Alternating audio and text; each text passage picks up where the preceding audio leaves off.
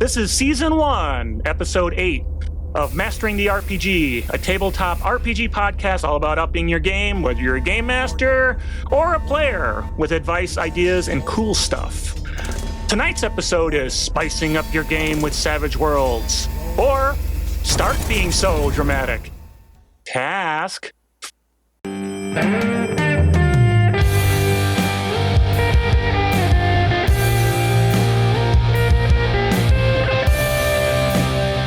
All right, everyone. Hey, welcome to Mastering the RPG, a tabletop RPG podcast, just like I said, where we focus on maximizing your game.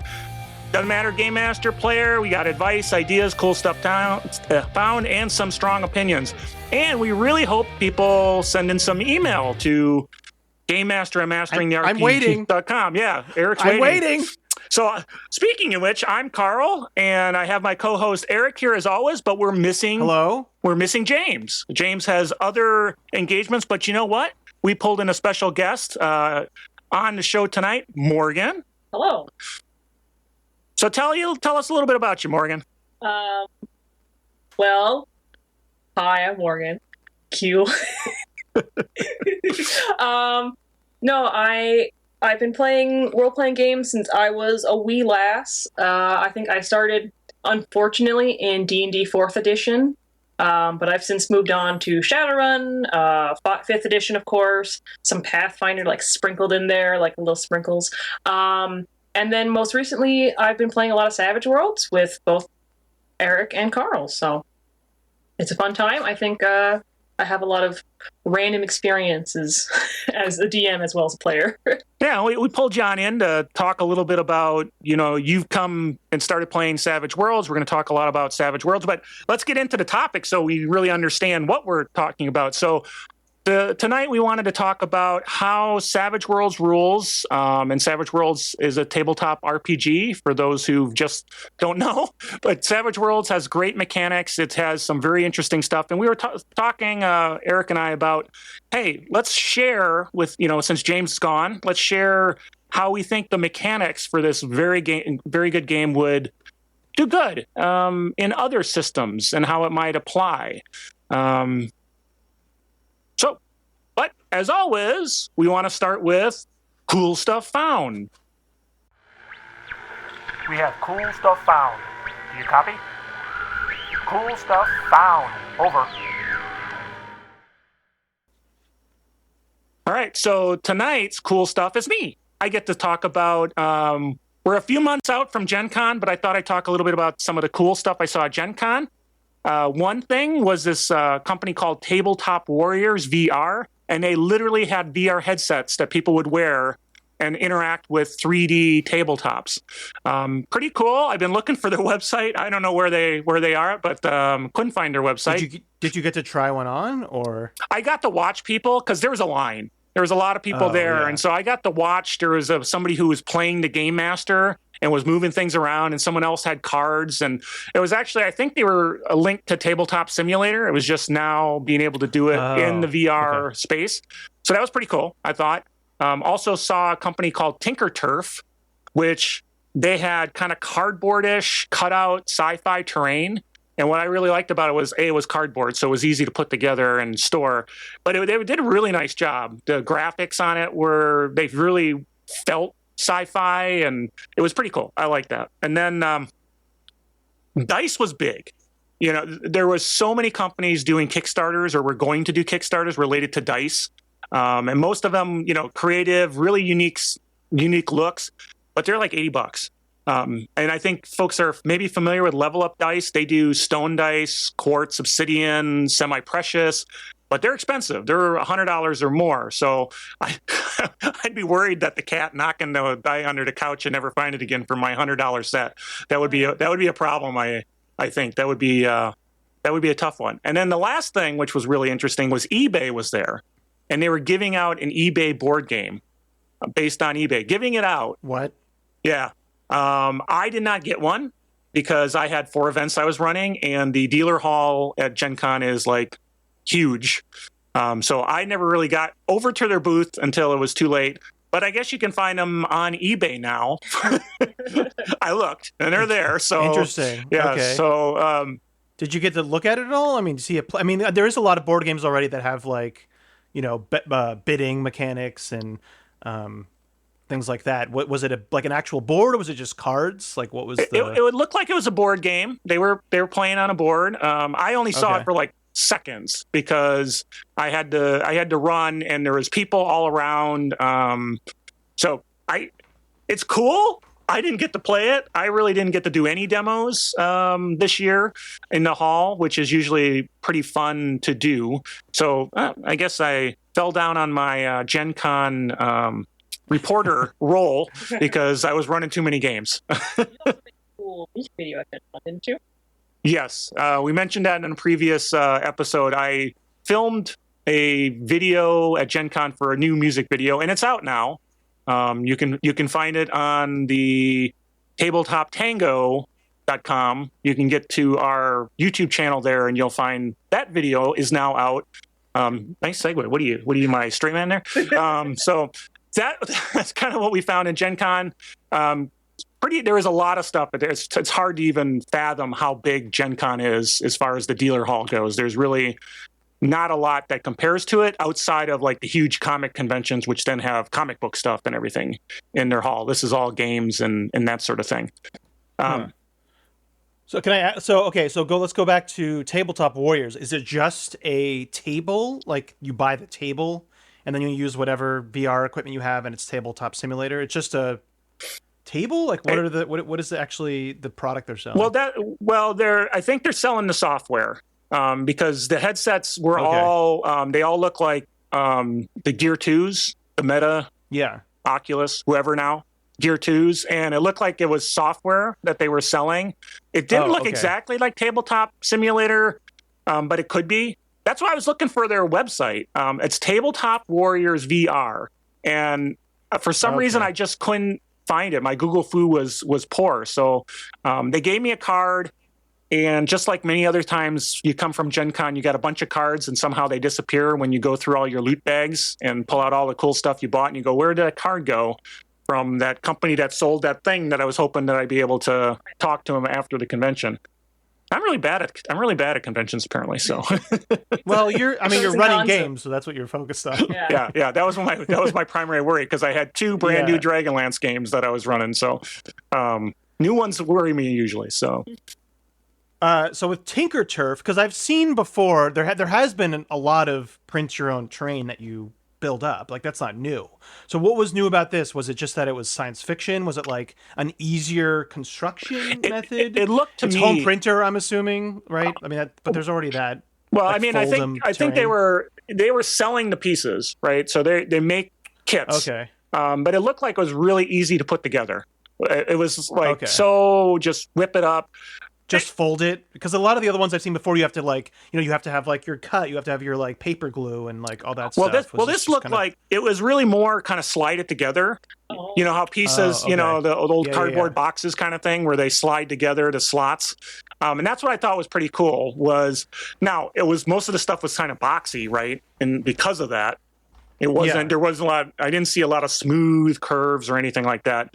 But I liked the idea if you were into miniatures. Yeah, to have something that you can just pull out and slot together and it's easy, and then go. It's easy. Yeah. It's like sci-fi. You don't see a lot of sci-fi terrain because a lot of them are towards D&D. So you get a lot of cool taverns and rustic marketplaces, but you don't get the nice, cool sci-fi stackable cityscapes. Weird alienscapes. Yeah, me and Carl actually did a whole episode about that. About fantasy's the easiest because there's so many resources. You can't throw a stone without hitting a medieval tavern or a magical forest. So that's a good point. Yeah.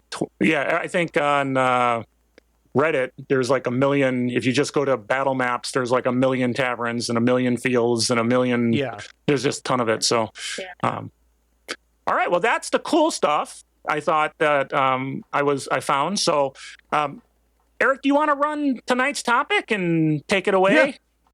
Mastering the RPG with Carl, Eric, and James. Yeah.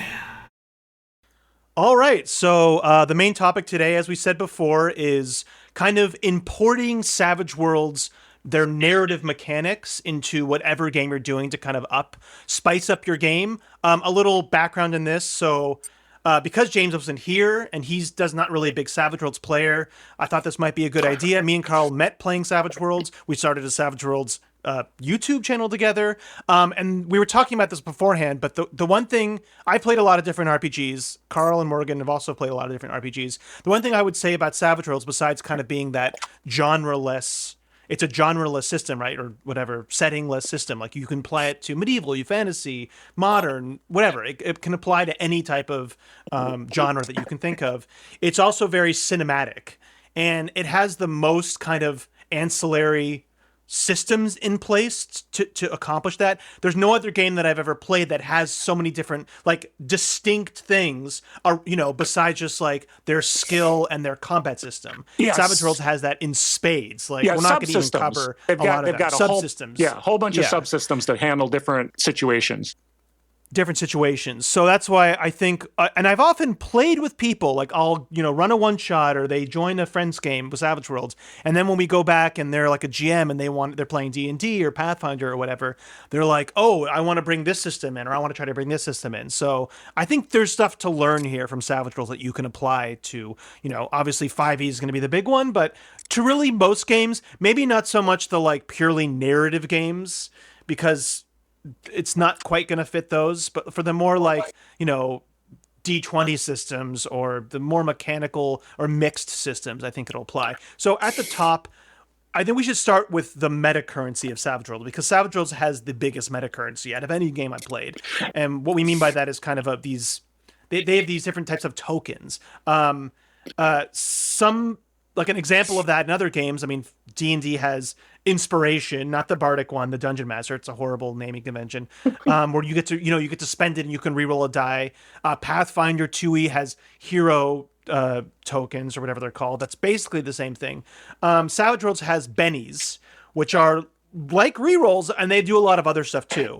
And the difference with Savage Worlds is they're much more generous. You start with 3 and you give them out more. And I think the thing to take out from here is that you're encouraged to reward players for playing their flaws, where most of these other games, it's only when you do like a really heroic moment. And so it's a really good way to kind of encourage players, playing more interesting characters that are not so one-dimensional, Mary Sue's or whatever. Right? Wouldn't you guys agree that's like, it's kind of, that's the big draw I get, at least for other games, yes. like D&D or something? Yeah, so the meta currency is spendable to allow you to do other things. And how you get the meta currency is generally the game master looks for interesting things somebody does, good role playing, or playing, as you say, the hindrances, which are those flaws that kind of define the character, right? So, in Savage Worlds example are things like mean or loudmouth or curious. Curious is a classic one. Yeah. Quirk, things that make the character interesting. And these bennies are spent to basically re-roll or do a bunch of things in the game where, like you mentioned, maybe Morgan, you played a lot of D&D. How would you compare that to kind of the D&D way that Eric mentioned? I always because I also met Eric through Savage Worlds, through a game that Carl DMs. And so what I've found is going from Savage Worlds to D&D, I get really frustrated as a DM trying to reward my players for role-playing.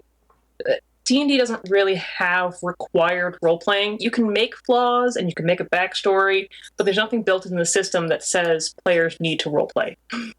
So as a DM, I'm like, I want you to role-play. I want you to get to your character. I want you to, do D&D and role-playing as I want you to, but I have no way of really giving them benefits.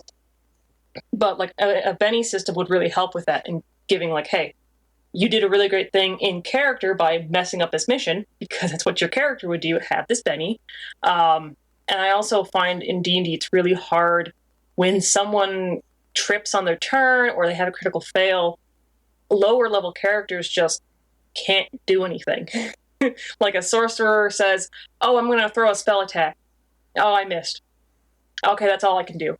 Having bennies there for like Savage Worlds, if you're willing to spend them, being able to say, oh, I flubbed that roll. Let me just spend a Benny, be able to re-roll it, and do something cool on my turn, rather than just saying, oh, well, I got nothing. Yeah. I think that's really useful for Savage. And that's a good segue, right? So that's the differences. So now, obviously, Savage Worlds mechanics, right? Where for those not familiar, as you get more skills, you go from a D4 to a D6 to D8, and your target number is a 4.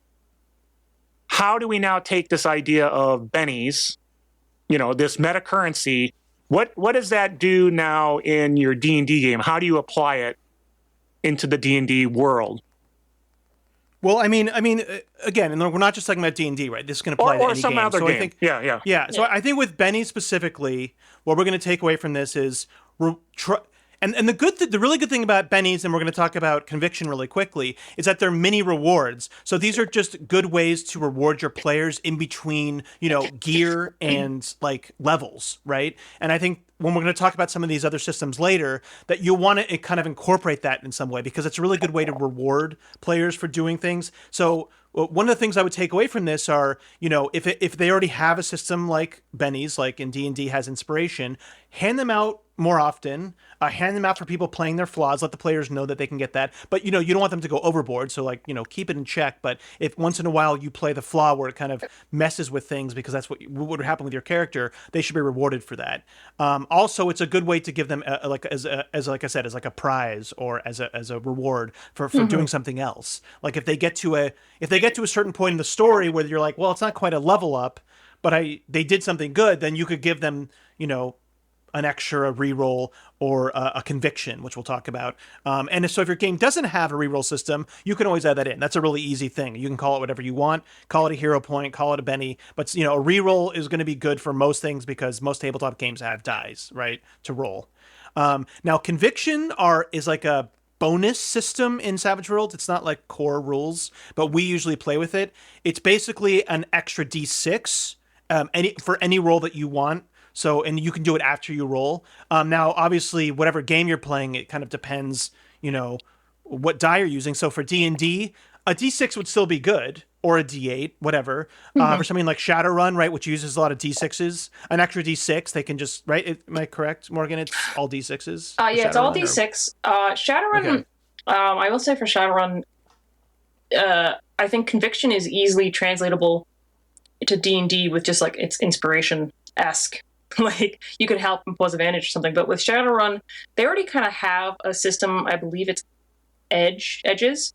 So you spend a point at edge, and you can re-roll failures or have your 6s explode, so you can re-roll them more. Okay. So Shadowrun already kind of has a system like that.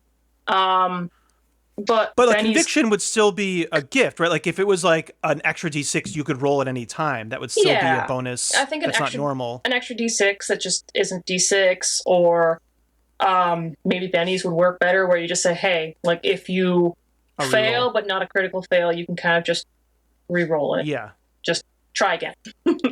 So either one of these, depending on what game you're playing, is kind of a good way to reward creative role playing, whether that be something heroic, whether it be something cool, whether that be a flaw, because that will be, like we've talked about, rewarding between levels. Also for some of the other things we're going to talk about later on. So Carl, do you have any other thoughts on this or? No, not much beyond, again, it's a meta currency. And for those, we talked about it. Sometimes people don't really know what that is, but it's something that the player understands to spend to get something that's a mechanical advantage in the game. So, and that's what we're talking about, rewarding folks with something that's a mechanically advantage in the game, re-rolling whatever based on role-playing, playing flaws, whatever, and giving them that opportunity to affect it through that mechanism. Yeah. I would also say for bennies I would say, work a lot differently than Inspiration, because Inspiration, according to the rules, you can only have one at any time. Yeah. So bennies, we would have like a cache of maybe, I would say upwards of like maybe 2 or 3 at a time, depending on what your power level of your D&D session is. And then they could use it, as a re-roll. I would say not to use it as an advantage, because Inspiration is already there. Inspiration imposes advantage.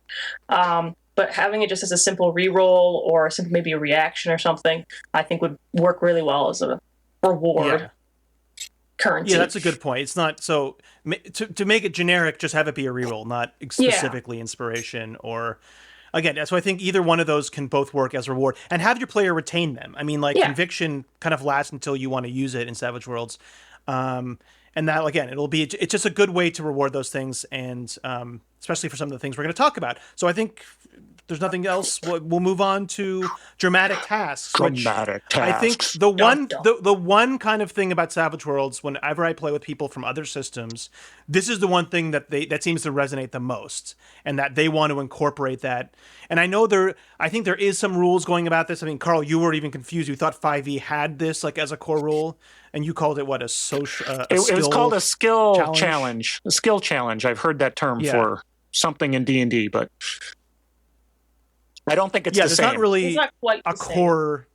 Yeah, there's not really a core thing. So why don't you want to explain really quickly what a dramatic task is in Savage Worlds? So a dramatic task in Savage Worlds is a narrative abstraction of a complicated set of activities or something you're trying to do that has a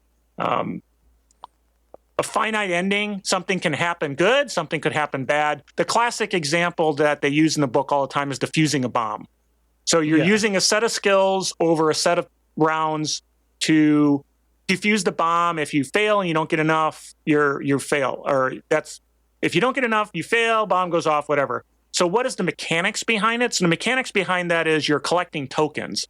So every success you have on your turn, you get a token. If you get a raise, which we didn't talk a lot about, for those who don't play Savage Worlds, if your die gets to a certain level, you'll get a raise. If you get higher than the target number you're going after by a certain amount, you'd get additional tokens. And the idea is over a set of rounds or turns, you're trying to collect a set number of tokens. And it's pretty straightforward. There's not a lot here. Well, what makes it really, really cool is that players have to, or they don't have to, but the expectation is players are going to narrate how they're using their skills to accomplish the task, and role play out what they're trying to do. And that makes it interesting. Otherwise, it's just, roll dice, collect tokens, right? What fun is that? So it's cooler when, like, let's say you're, trying to lay a mine on a bridge and you have to wire it up, and just think about those war movies and everybody's trying to do their thing, and I'm strong, so I'm going to use my athletics to carry the boxes across, and if I get a success, that brings us further along. There's a lot of interesting stuff you can do there. So that's kind of the basics of a dramatic task in Savage Worlds. Yeah, definitely specific with Savage Worlds. I mean, I think a lot, some other examples. So, again, Savage Worlds is a very cinematic system. So anytime you could think of like a lot of montages or quick action scenes. So dramatic tasks are really good for things like heists too. For things like having to get away from a situation that's going down. I use dramatic tasks a lot for that in the recent game, the one shot that I ran for the other group that Carl was in. I had it pretty much like a plane crashing. And another time of them getting away from a magical explosion kind of thing. And so you can kind of have it where each, round something else is happening. And the big part about it for me is that you want to encourage your players to use different skills, and even different skills to each round. So now how do we apply this kind of universally? Again, I think the thing here is, if you have something that's not combat, but is kind of tense in some way, there's either a time limit or there's, they're trying to escape, imminent doom or something. And this can be either pass fail, like a bomb is a good example of like either you defuse the bomb or you don't, right? Maybe you kind of get away and you're just slightly injured, but most of the time it's a pass fail. Or there's times in Savage Worlds where it's, depending how good the players' rolls were, there's like a kind of a scale. There's a variable scale on success. But so universally to apply this, I think the good way is you want to set multiple stages. 3 rounds to me, or 3 turns, whatever, is the minimum. You could always increase it to 5. I think between 3 and 5 is kind of the best place, but just 3 or 4 is kind of, you're good with that.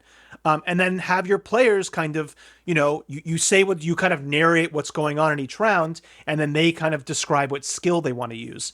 Now, as far as what's successful or not, that's really going to depend on what game you're playing. I think a lot of times, if it's, Savage Worlds has these things where you can have multiple successes, but a lot of games don't have that, right? D&D, you either succeed or you don't succeed. So kind of having it where, if you say, well, if it's variable success, you would say, if you fail every round, the worst thing happens. If the majority of players succeed in only one round, then this happens. If the majority of players succeed in 2 or 3, then it's better and better. So you can kind of play it where the group as a majority, like if the majority succeed versus fail, that would consider it a win for that round. Yeah, and I think most games could kind of have that going. And I think that's the point. Cool. The interesting thing about dramatic task, and I'm going to throw it over to Morgan to kind of talk how she might think about that in the games that she's played. But the thing about dramatic task is it's not tied really tightly to the mechanics.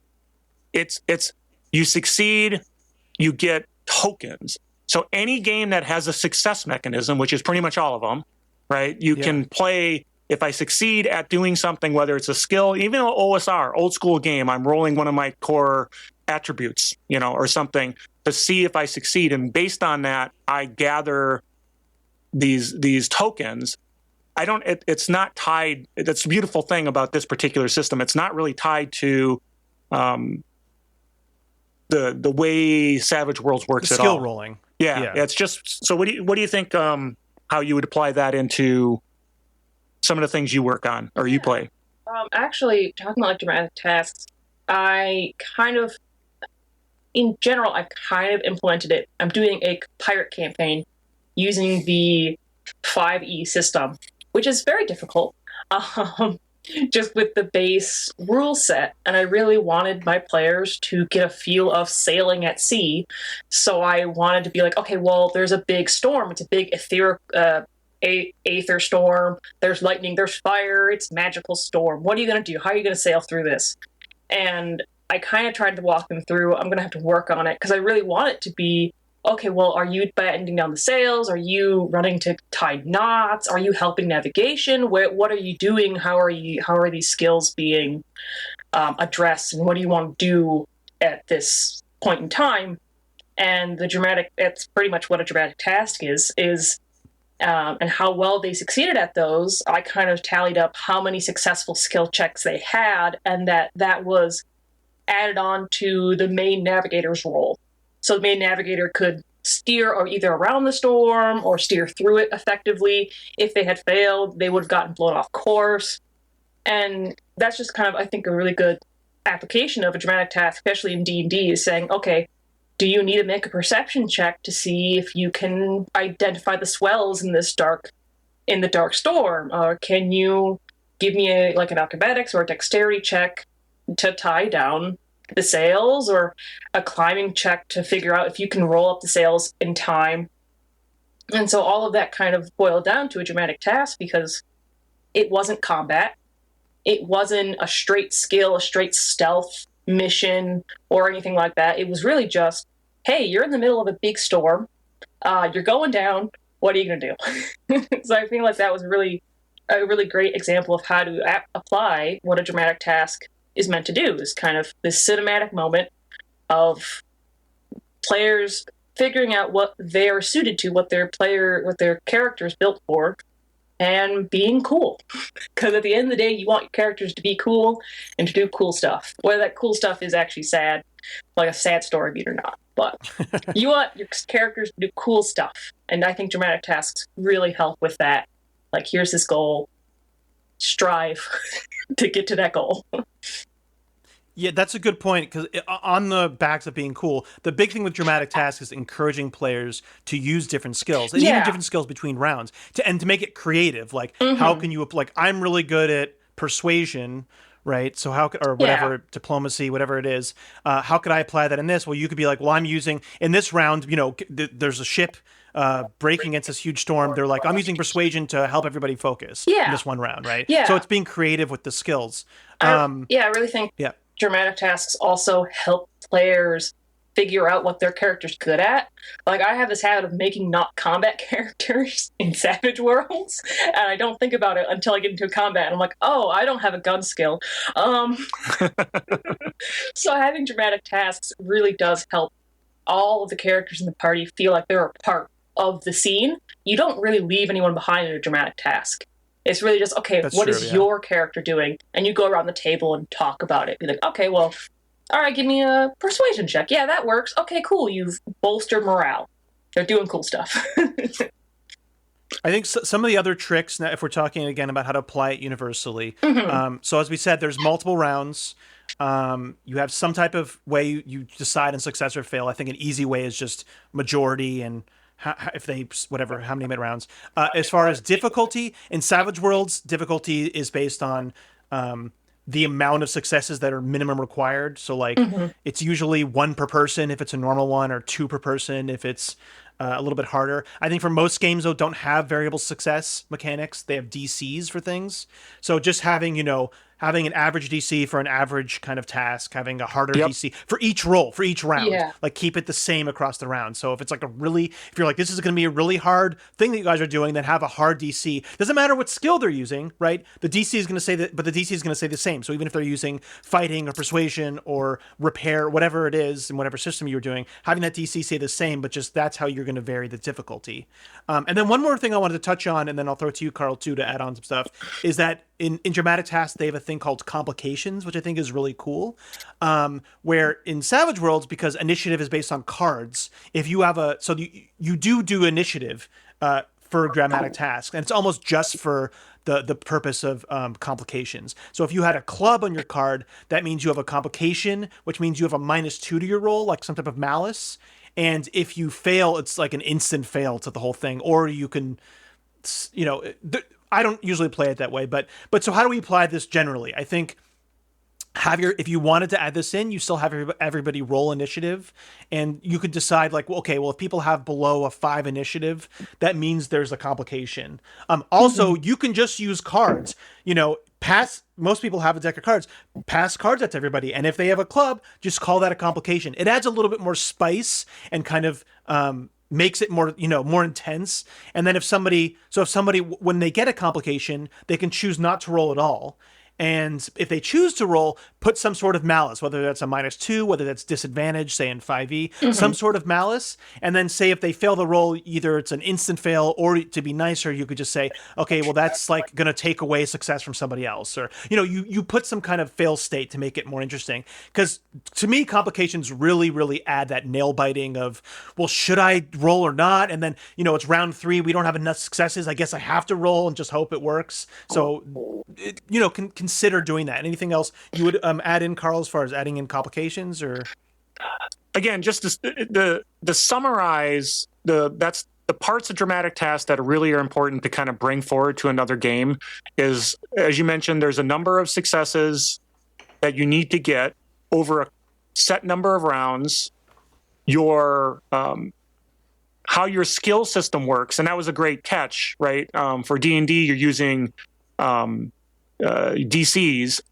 In Savage Worlds, the DC is always the same. So the number of tokens is what drives how many you need to assess. And maybe a D&D, it is the DC, but you just need 1 per person to get there. So, and then the complications, and I'm glad you touched on it, the complications are what makes it dramatic, right? So the dramatic task is all about, diffusing the bomb, and just think about, I use that as an example because that's the example in the book, but just think about that when you see it on TV, right? They're not just, I walked in, first thing I do is I pull the wire out. Next thing I do is I cut the wire. Next thing I say is I do this. And boy, wasn't that nice. No, there's always some complication. I just can't do it because, I'm too shaky. Well, that's the complication with the club.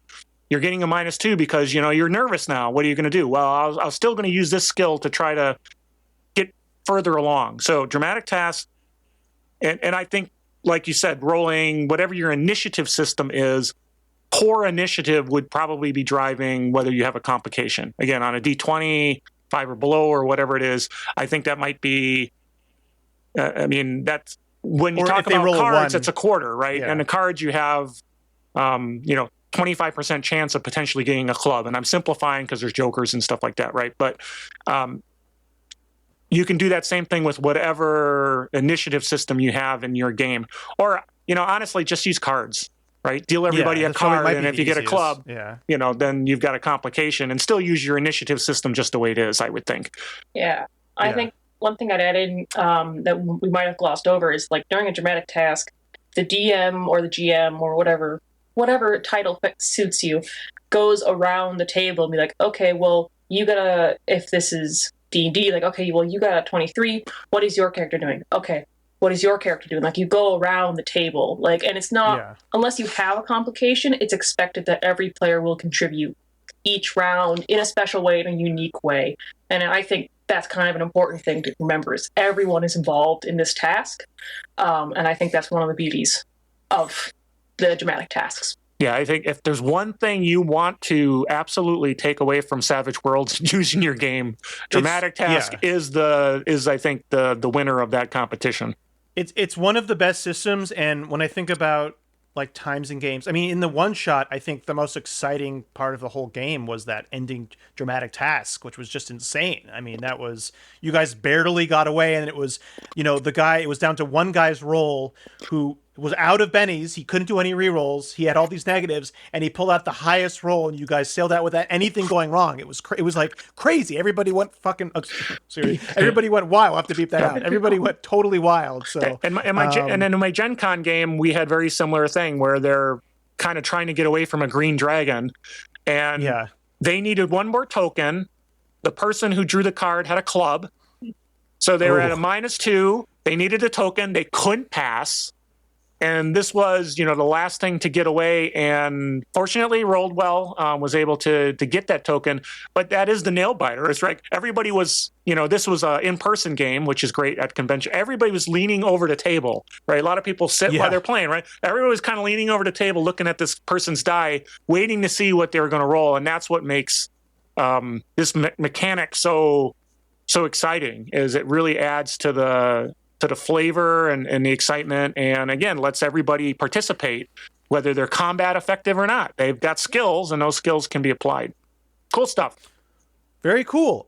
So moving on, I threw in here social conflicts. So social conflicts are not just a normal, you're rolling persuasion to kind of manipulate someone or charm them, whatever. It's more about like a really intense social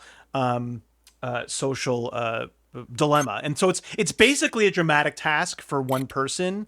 I think why I put it here is that so you can kind of apply dramatic tasks, the dramatic task system, but with social conflicts, there's usually, which makes it kind of fun, is that it's usually there's usually somebody who's opposed roll against them. So in case of this, like, and the example they use in the book is like you're in a court case or something, right? You're in some type of arbitration. So you're kind of giving your thing, and then there's the person who's against you, the antagonist, who's kind of saying stuff against you. So then it's an opposed roll. Yeah. Well, I was going to say, and it's a huge role-playing system. I mean, you are literally speaking to someone else, whether it's an this NPC, trying to convince them, and they're coming back with their own ideas, and then that leads to, and different than dramatic tasks is often it's just one skill, right? It's your persuasion or your persuasion, whatever your face skill is in your system, or intimidation, something.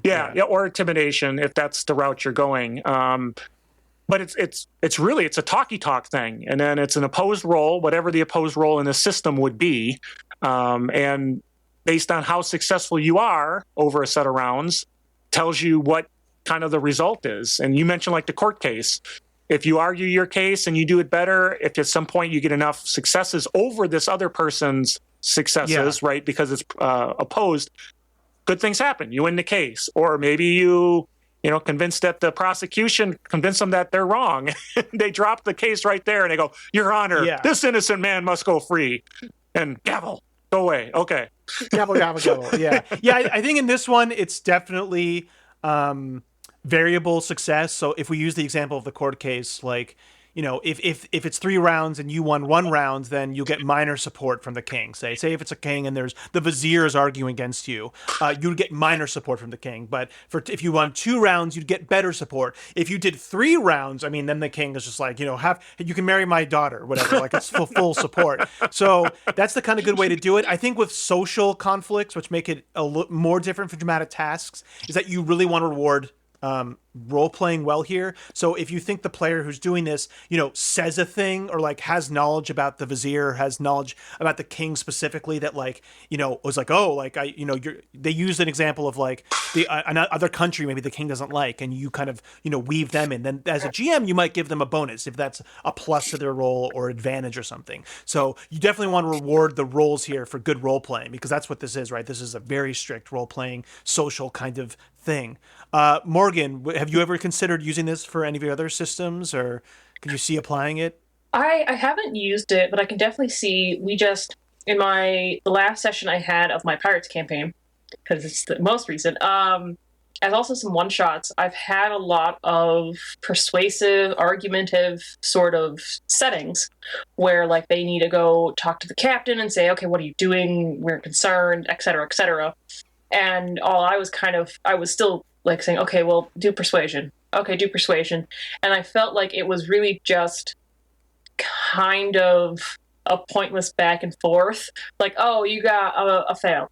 All right. She doesn't believe you. Oh, you got a success. Okay, now she believes you. I feel like having this social conflict gives it a nice gradient of, okay, well, you did well, and now I can give you a variable success or a flat-out failure, or I feel like it's a much better spectrum and the ability, a more believable, realistic social conflict instead of just being like hot and cold of an extended negotiation session. It's like, okay, well, wrong, yes, no, yes. Rather, it's just, okay, well, over the course of 2 hours, you have achieved a net positive of 3 tokens.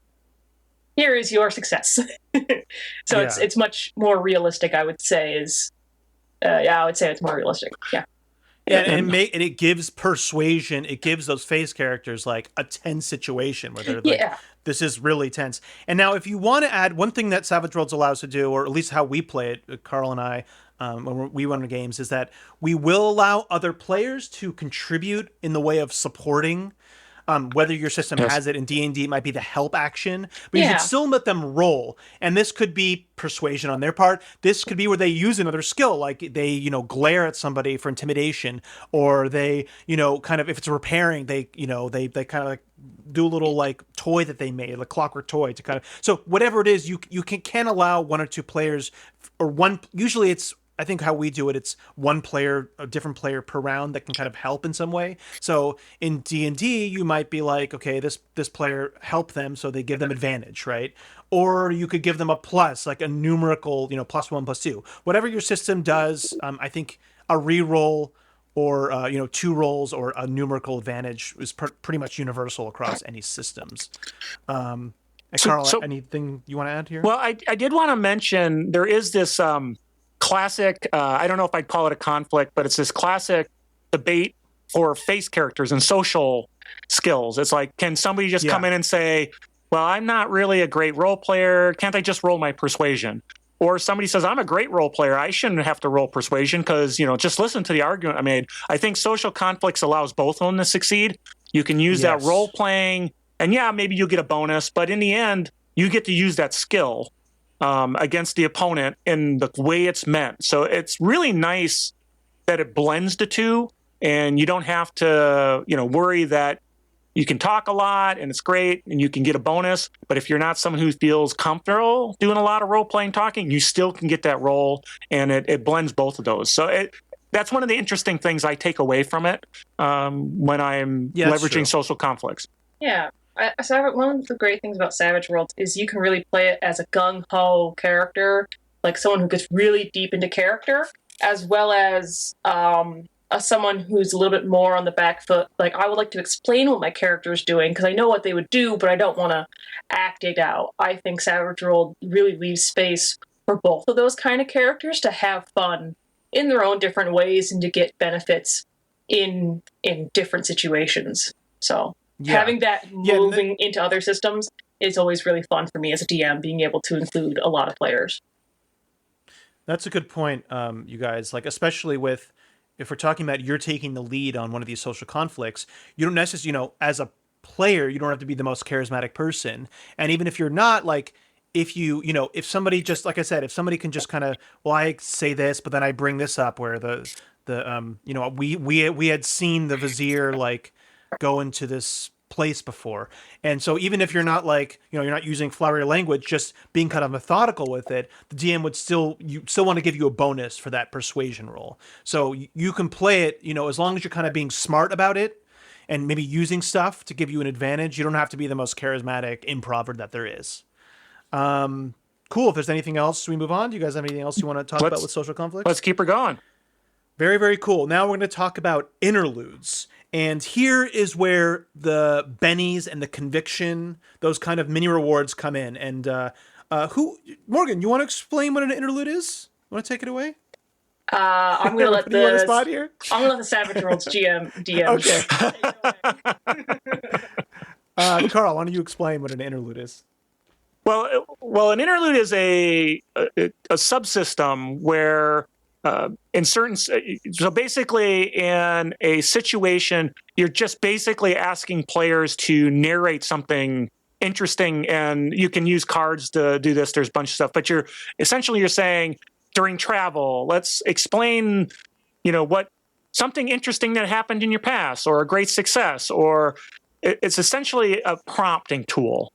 For role playing, it's a prompt, and in the book, in the rules, you draw cards, and it can be about a trek, it can be about a success or a past something, but that's beside the point. What's really important is that it's the concept of it's a prompt that gets players to just explain something about their character, or explain something about a great success, or explain something about a great failure, or explain something how you met this person and did something with them. And what you get is this meta currency, right? That's the takeaway is you're rewarded for, I guess, being vulnerable as a player to the other players, being vulnerable with some role playing. And I don't know. I don't think I really explained mechanics there, but the philosophy. I mean, there's not much mechanics there. I think you explained it pretty well. I mean, like you said, the mechanical part of it is that there's a system where you pull a card, and depending on the suit, that kind of may denote what, and they have like, each suit has like travel, pass, and it kind of says, well, it's not that important. You could still use that, in any game, right? It's just you're pulling a card to kind of give the players to kind of narrow it down. And it's not always about their past. Sometimes it's about like, well, explain something that happened in your travels. Just now, like what's something that happened. It's more of a moment for role playing that breaks it up, and that's what pretty much everything we're talking about here is just a way to break up the normal flow of games and to make it more interesting. And Interludes does that really well. And like as you said, it's good for travels, and that's mostly you're gonna do it. It's good for like downtime. So even if there's a downtime mechanic like Pathfinder, I play a lot of Pathfinder 2e. They have a whole big system about what you do on downtime. But even if you're having players, what do you want to do in downtime? You can still say, hey, for a hero point, for a conviction, if you kind of steal that, does anybody want to do an interlude? So it's an optional thing you can throw to players, and it definitely, when you do the same thing over and over again, it gets stale. So it's a really good way to kind of mix it up, as it were. And it does also help with, because often when we're playing these games, there's not usually natural times for us to go on and on about our backstory, unless you're in a really role heavy group, right? So this is a really good way to like kind of shove that in there of like, okay, why don't you tell a story about your background? Like you guys are around the fire, you're trading war stories. So it's a really good way for also to encourage players to kind of expand upon their backstory. Morgan, what is? I mean, you've done interludes before. What do you take away from it? I'm kind of one of the in-between characters where I have an idea of what I want my character to be. I have a rough backstory, but when I'm playing that character, that's when it actually gets fleshed out. So I have, in our current campaign, I kind of have a redneck sort of down-to-earth, kind of an idiot sort of mechanic sort of character, and I think through the use of like interludes and just general story beats, I've been able to really nail down who he is and what he does, just from like, oh, what are we doing at downtime? I don't know. Blaine's just fixing his truck. And so those kind of character moments. And as a player, I really like them because it allows me to be like, let me show you what I spent a lot of time thinking about. He's like, this character's been in my head for a few months. I want to show you what he can do. As a DM, I have a hard time putting in downtime because especially like in D&D, it's build an encounter, build some DC skill checks, make another encounter. And so having, interludes or social conflicts or any of that kind of stuff does break it up and make everyone pause and roleplay. All right, now you can go back to hitting people. Having the toolkit to use that and be like, okay, well, we're doing an interlude. I know you guys don't want to do role playing, but here's kind of a structure. Like, here's a prompt. And always any way to get players to pause and kind of think about who they're playing, what characters they're doing is always fun. It's always fun to do. And you're like, and I'll give you inspiration. I'll give you conviction. Like, this is a really good way to get those things that players want. Put a carrot on a stick. Yeah, exactly. And once people start role playing more in your flesh, you'll see that it just encourages role playing in general. And once characters are more into their characters and other characters know what they're about. And again, it doesn't always have to be about their backstory. It can be, some of the examples they give, I think, are like, what happened on your travels? What's an obstacle that you guys overcame on these travels? But I think generally the backstory one, or like a war story back in the day, is the easiest one to kind of think of. But I mean, you could just use the Savage Worlds mechanics. If you get the core book, you could pretty much rip that out and use that for any system, right? Mm-hmm. So as long as you have a deck of cards, which most people do. Yeah. Carl, you want to talk at all more about that, or? No, I think you hit that last. The last thing I wanted to mention is that very similar to when we talk about social conflicts.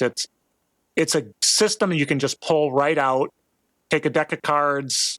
It's very generic. It doesn't rely on Savage Worlds resolution mechanics or anything like that. It's really something you can just pull and use and take advantage of, and you can tweak it, right? So if you don't like something that happened in the travels, you could put something in that's more similar to, like character aspects from Fate or something like that says, describe when you guys were together and, did a heist or something. Okay, well, that fits, and you can play around with that. But again, it's right. Just take it out, plop it in, use it, and throw whatever meta currency or whatever benefits your game allows. I want to kind of add a little quick note. I know for D&D, maybe for Pathfinder, there are resources that say, oh, well, during travel, roll a D100 and pick out or make a random encounter. I think those are great, but I think interludes really gives you like a nice structure of saying, okay, well, we can randomize it in some special ways, some different ways, and really it's the reward aspect of getting your players engaged and then rewarding that. Which I think is maybe a little bit different than other online supplements to random encounters. Good stuff. Cool. Good stuff. Very cool. Okay, and then moving on to our last one, perhaps. We might have a little bit extra time, but the next one is Quick Encounters. Now, Quick Encounters are... it's like almost not even a system to make it more narrative. It's just there to... there's something that's happening, but you don't want to spend, it's like not worth spending all the time of doing a full encounter on, right? I mean, it's obvious, it's in the name, Quick Encounters. Now, this can be anything. This can be what you would do for a dramatic task. This could be what you would do for combat. This could be what you would do for some type of travel exploration encounter. Quick Encounters can be used for anything, and that's what's really cool about them. Generally... for Savage Worlds, the rules go is where the GM just kind of describes what's happening. The players kind of then all get together and they say, okay, what's your general plan here, and then you kind of go from there, and then basically they each just say one skill, and if they roll if they succeed, and you can kind of like, again, universally, if more people succeed than not, you could say, oh, you guys did a good job. It can be variable, like how dramatic tasks are, but it's just one roll. There can be modifiers, so you can kind of make it, either a harder DC or a lower DC if you're using DCs, or you can add, +1 to the rolls or minuses to the rolls. If, let's say, if this is a traveling encounter and they have equipment for traveling, right, then you would give them a bonus for that. If they're just out of supplies completely, then they would give some type of negatives. So there's kind of conditionals based on what's going on, and then they kind of roll. And now in Savage Worlds, there's a thing of, well, if they succeed, then they succeed, but they get bumps and bruises, and they have to roll another thing to basically so they don't become fatigued. You could kind of apply that with other games of being like, well, if you get this DC, you succeed. If you get a higher DC, then you're totally out of the blue. And then maybe it's a saving throw if they do a bad job. And then they have, they take some HP damage, right? If they have an HP pool, or they whatever kind of malice that's kind of a semi-permanent thing can apply. I mean, you do quick encounters a lot. I mean, there's some other rules there, Carl. Do you want to add on about like stage encounters or anything else here? Well, I think you said it did a good job of explaining the basics, but the kind of the key takeaway is where dramatic tasks are multiple things over multiple rounds to get to quick encounters are all about defining a situation. It could be like a heist, a whole heist, getting ready for a heist could be considered a quick encounter. A whole combat could be a quick encounter. If it's not important, right? That's always talk about in D&D. Sometimes, you're slogging through opponents. You could do a quick encounter to get through the non-important stuff. And I use those on Savage Worlds for convention events all the time. We're running out of time. Let's do some quick encounters. But the point of a quick encounter is everybody defines kind of how they're going to help with success. And it can be, I think, it can be in a dangerous encounter. It can be a non-dangerous, a non-lethal, like the heist one. And there's a single roll that defines success, failure, ultimate success. And that's where it's different than dramatic tasks. What's cool, though, is it does have, like you mentioned, this. You come out the other side of this encounter with something. In Savage Worlds, if you do poorly on a lethal, you're going to have some wounds, which is, like hit points, but not like hit points. If you succeed, basically, you might be bumped and bruised, like Eric said, but in another game, you may have some disadvantage going forward for a little while. In non-lethal encounters, you succeed, it works out fabulously. If you don't, there could be consequences like,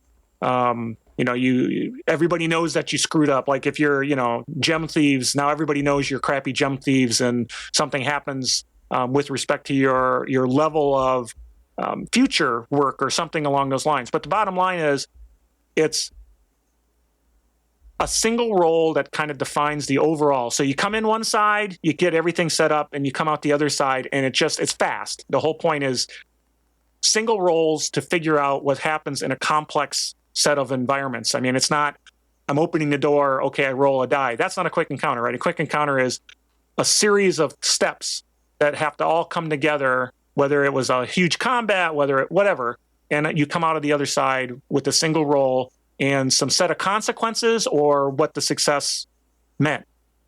Yeah. Yeah. Like you kind of touched on it.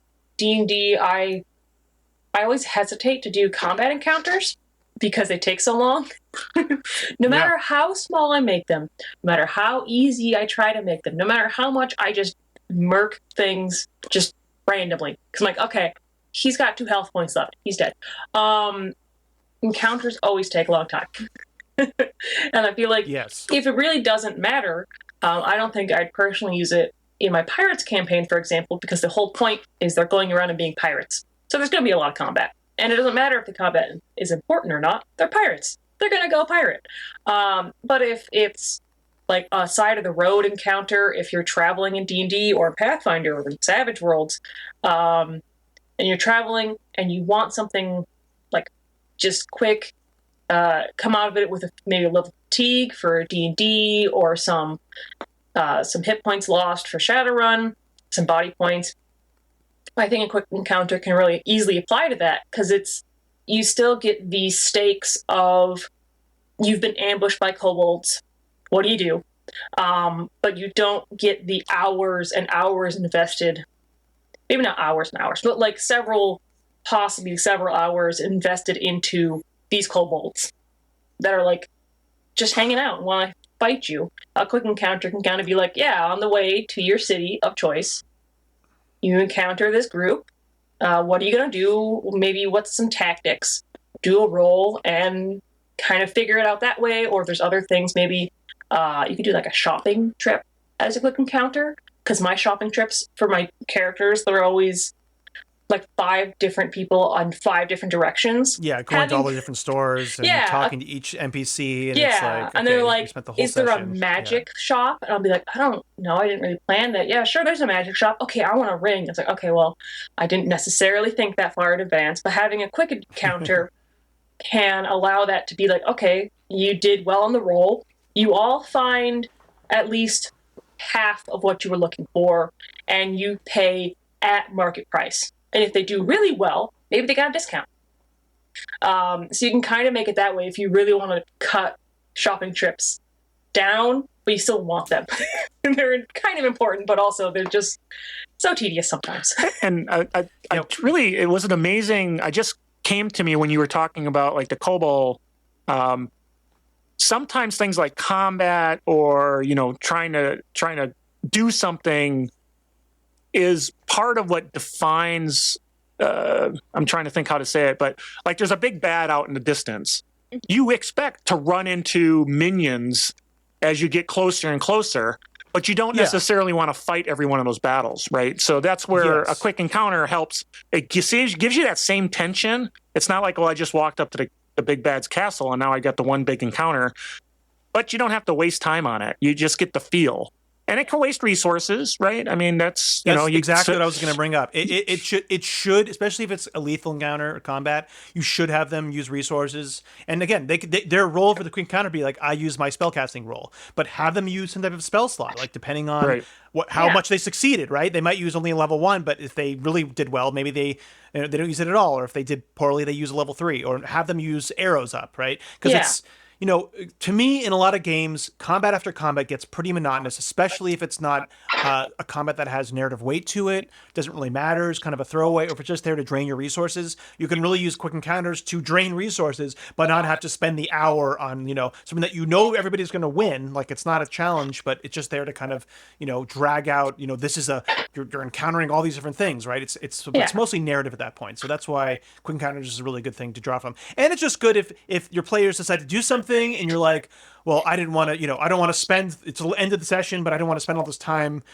going at it and having it bleed into the next session because we had this other thing planned, then it might be a good thing just to throw a quick encounter for whatever it is, right? Not just combat. So it's a really good tool in the toolbox to kind of think about it that way, that you can condense, things that might take hours down into a single roll and then just have consequences based on, whatever you've decided is a failed success or, a really good success. And something like Pathfinder 2e, it's easy because they have a critical success mechanic of 10 plus whatever the success is. So that's easy. For something like D&D, you could have a, say, normal success DC and a,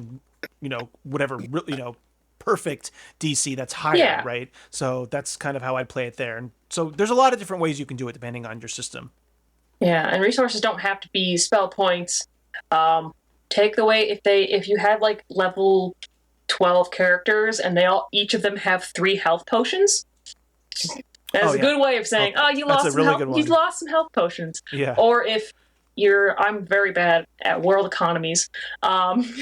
If I just say, hey, I'm just going to be using the Dungeon Master's Guide to Economies, and you've kind of fubbed it up so they have so much gold, you're going to be like, okay, well, you failed on your market trip. You get half of what you want, but you paid double for it.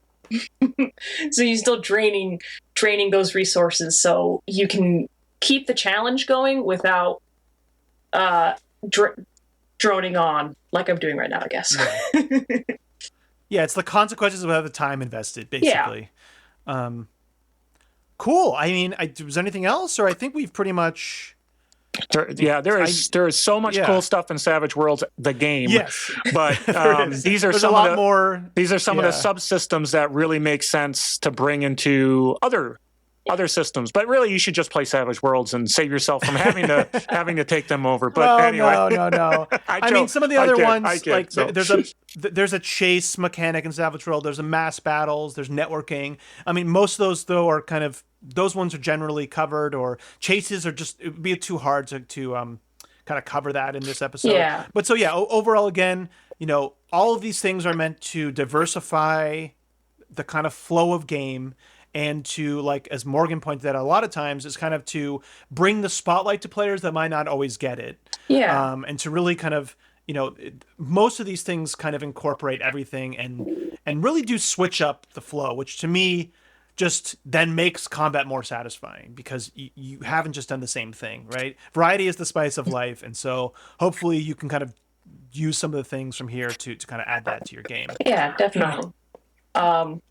I also might think we're talking about Savage Worlds right now, but being a DM, if you're experimenting in different systems and you have a play group, the reason why I keep playing D&D, even though I would rather play Savage Worlds sometimes with my play groups, is that no one really wants to learn Savage Worlds. And if they're all stuck in 5e or Pathfinder, or maybe they're stuck in Savage Worlds and you want to sprinkle in some 5e action or something like that, being, flexible and like, hey guys, I played this and this aspect is really cool. I want to see if I can see how it works in this system. Being able to, as a DM, flex and kind of bring in different things and doing some homebrew maybe. I think that's always like the spice of life for DMing, is seeing what works. Sounds good. All right. Well, I want to thank my co-host Eric and our special guest Morgan for being here today. It was a Woo, woo. Lots of clapping. So anyway, thanks everyone for tuning in. I hope you got something out of it. Remember to stop by masteringtherpg.com. That's all one word, masteringtherpg.com, to learn about all our projects, what we're working on, get a list of all the old episodes, links to the podcast catchers of your choice, all that good stuff. If you like the show, please give a review, give us high marks. That'd be awesome. And if you've got a question, if you need something adjudicated, if you need Eric to weigh in on something, because Eric wants to, please send an email to gamemaster@masteringtherpg.com. Again, that's gamemaster, all one word, at masteringtherpg.com. And we look forward to talking to you next time. And again, have great games. Happy gaming. happy gaming.